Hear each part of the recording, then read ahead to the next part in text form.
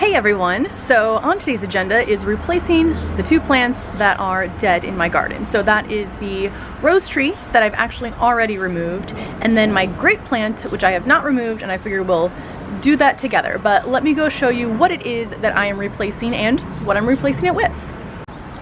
This is the container that my original rose tree was in, and I'm pretty sure what killed it was excessive moisture, not our temperatures, so I'm going to try to control for that a little bit more. It wasn't always in this container. I just replanted it maybe in the last month and a half.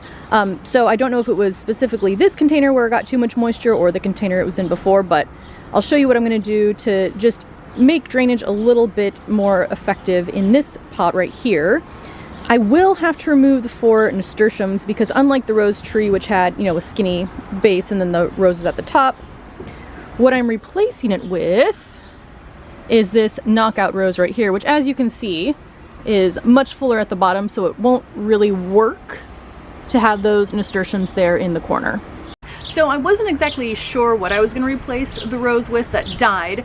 I was hoping to find something more tree-like, tree-shaped, and I went to a garden center and I just fell in love with this as I walked by. But funny enough, I didn't actually know if knockout roses really worked in containers, and when I was trying to look it up on my phone, there was absolutely no service there, so I just kind of got it anyway and hoped for the best. And then once I was able to look it up, it did say that these grow pretty well in containers. Just do a container that's like 1 to 2 sizes larger than the pot, which that white one definitely is. They're also one of the easiest to maintain, so I'm hoping that works in my favor, but my goal will be to not kill this rose plant. So if you have any tips, please let me know. Obviously I'm going full speed ahead with actually planting this in a container. Some things I will be doing differently is I will be moving this down to the garage. I'm pretty sure I can carry it, so it will be stored in there over the winter. Again, mostly to control the level of moisture it's getting, not necessarily the cold temperatures, because the other rose that I kept out here last winter did start to turn green before it died completely. And I don't know if I mentioned this, but when I ended up removing the rose completely from the container, I cut down into like the main trunk and it was all brown. So that plant was definitely gone. But this is what I'm gonna repot in there. But before I do that, let me take you over to my grape plant as well. And here's the grape plant, which really has not changed at all since I last showed it. So no more swelling in the buds, and actually I think they're kind of starting to feel a bit more dry and crispy than they used to. So I think I'm gonna go ahead and remove this, and what I'm gonna replace it with, ooh, first off, look at these beautiful blooms on this bee's friend. I've never grown it before. And I don't know if it's supposed to kind of just splay out everywhere like that, or if that's just happening to me because it's in a pot that's probably too small for it, but these are just so pretty. Anyway, back to the topic at hand. I think I'm going to replace it with some of these zinnias that I still have, which are just sitting here in case I need them. I can never get rid of leftover plants. So does it like physically hurt anyone else to remove a plant? Even if you know it's pretty much dead? Like I'm still like, oh, what if it starts to grow as soon as I pull it out of the pot? But I know I have to do what must be done.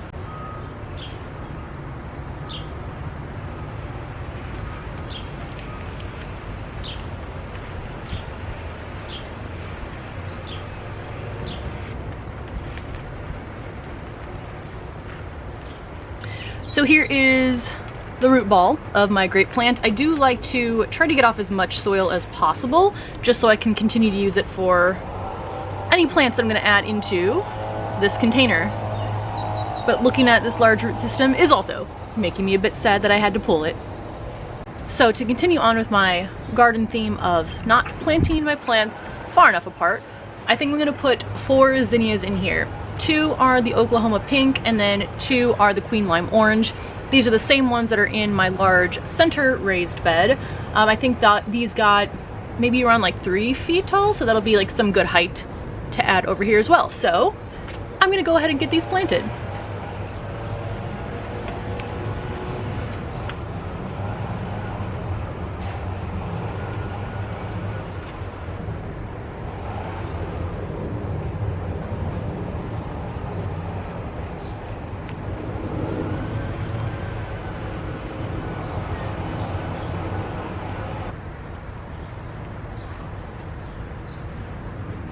the zinnias are planted. Here's the mess I made. Not too terrible. I'll clean that up in a little bit.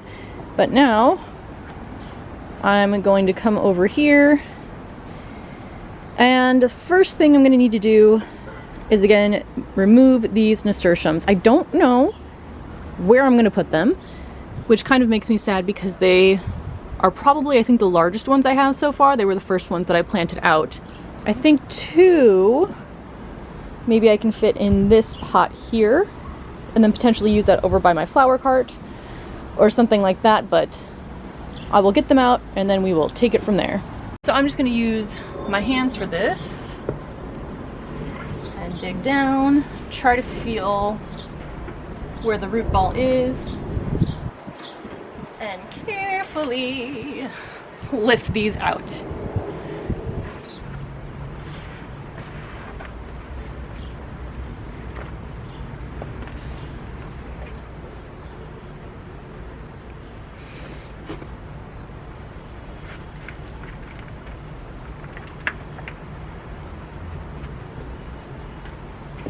So now I need to take pot out of the soil because there's way too much in there for me to actually fit the rose plant in. So what I like to do is I took the rose pot, or the rose, out of its pot, and then I'm going to fill this pot with soil in here, and then it should be roughly about the same size hole that I need to put my rose into the pot.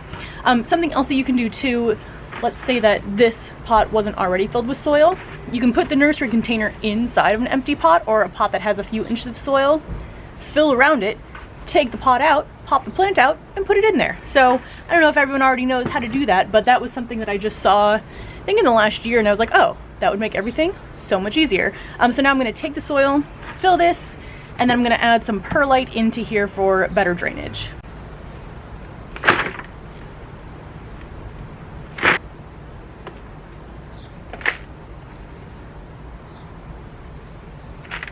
For the perlite, it says 36 inches in a container, but obviously this container already has a lot of soil in it, so I'm just going to pour a few cups, or estimate it the best I can, into the hole and then mix it around. I also decided I'm going to add some biotone as well, just because I'm planting something new in a pot.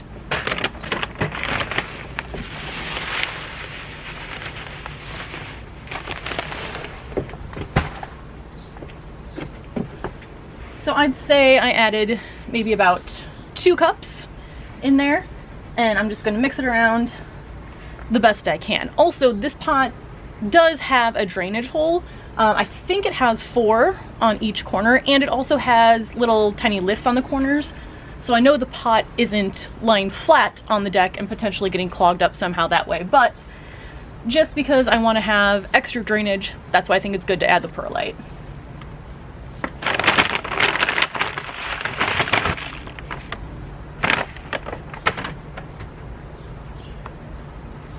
Okay, now let's see if I can get the rose in here without stabbing myself.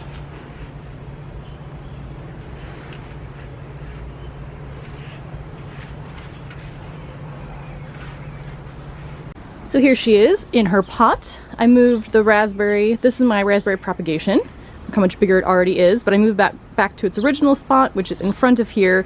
I do miss, again, the height of the rose tree. I think if both of these make it till next year, I'll probably have to flip-flop them because I think the raspberry will be taller than that, but we'll save that for next year. I also might try to find some way to like prop up this white container. I'll see if I have anything inside that I can do that with, but that'll also be another day. But I really do love it. I hope I don't kill it. Again, any tips on keeping these alive, let me know. So that's gonna be everything for today. I do feel like now I'm out of space. Like I can't get anything else because there is no space for it. That doesn't mean I'm not going to get anything else, but we'll see. But I'm really happy with everything that I have, its placement. I feel like I'm now starting to slowly shift from planting to maintenance mode, even though I'm not looking forward to all the pests that I'm gonna have to battle in maintenance mode, but it's all part of gardening. So thank you so much for following along in this video, and I will see you in the next one. Bye.